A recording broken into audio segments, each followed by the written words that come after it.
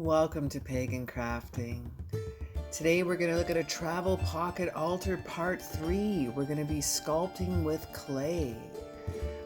Part 1 we had a tour of the altar. Part 2 we made the dressing of the altar. We changed the tin itself.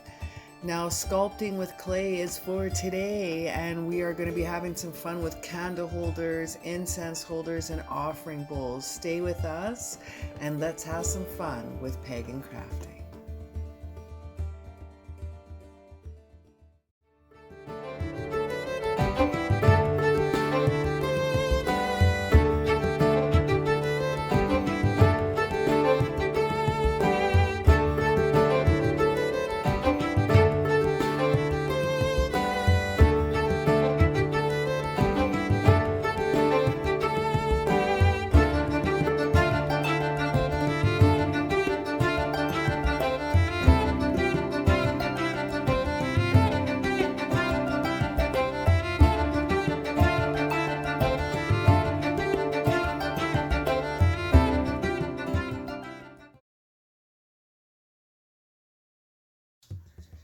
Today I'm sculpting with clay. We're going to use polymorph clay, a white and a black.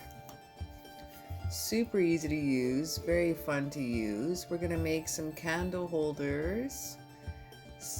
Very fun to make and extremely easy to make. They're going to look so cute when we're done.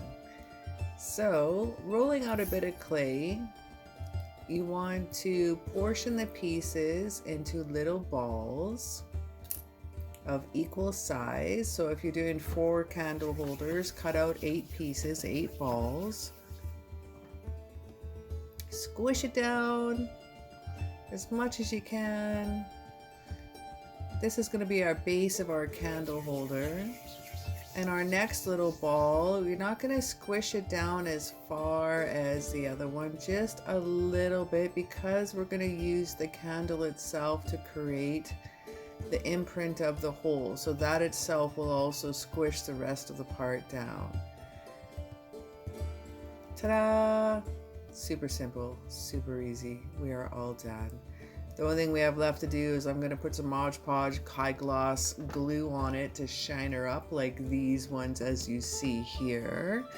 But let's make a little offering bowl. We need an offering bowl, and I'm thinking a little incense holder. This little incense holder will fit perfectly in your little pocket altar, as well as your offering bowl and your 4 candlestick holders.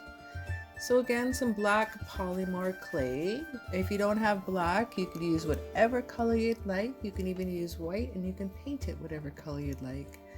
Squishing it with your pinky finger, or you can use the end of a pen or Sharpie. Rotating your finger around just ever so slightly, forming the bowl. It's so teeny tiny, it doesn't need to be much more than it really is.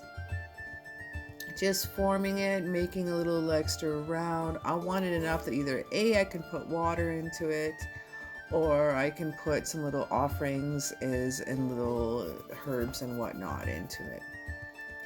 Now my little incense holder, this one is super easy and fun to make as well. Start off with a ball.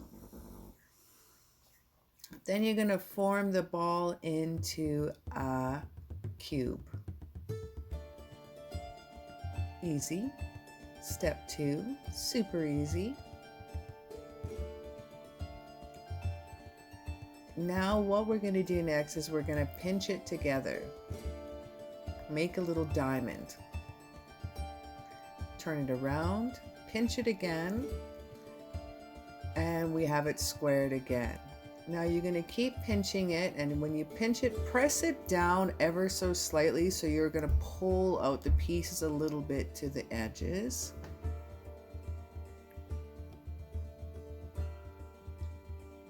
And just keep working the piece, turning it, pinching it, take your time. Ta-da! Looks like a little star. Now we're going to make this into a little bit of a windmill. You can just bend the edges Manipulate them ever so slightly at first, and then use your thumb to curve the edges.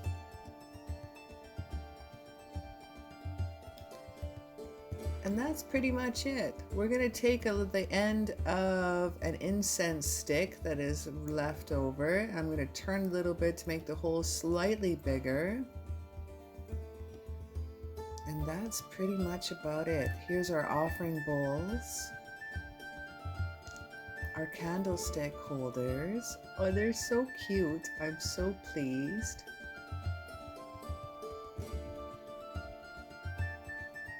And there you have it. Now next we're going to be doing some painting. I would like to paint a neutral color onto my incense holder, so I'm going to use silver paint. Every color I can think of would represent a different element, and I wasn't feeling it, so I decided you can use silver or gold, black or white, just a neutral color. I'm going to put this in the center of my altar.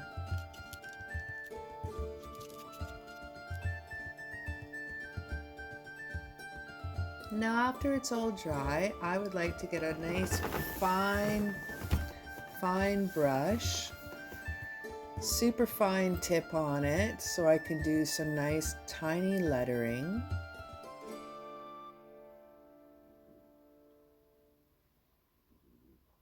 Using the black paint next, I'm going to paint N for north and south and west and east.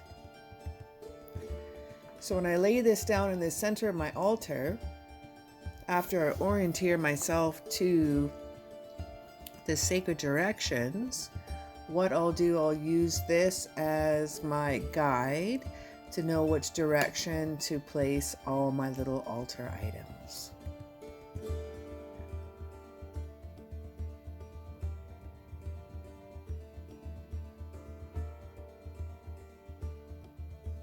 Taking your time.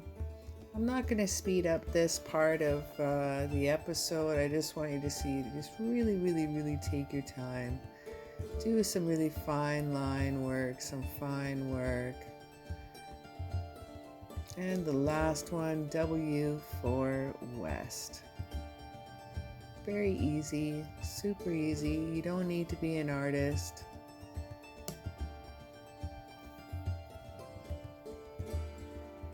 There. I'll let that dry.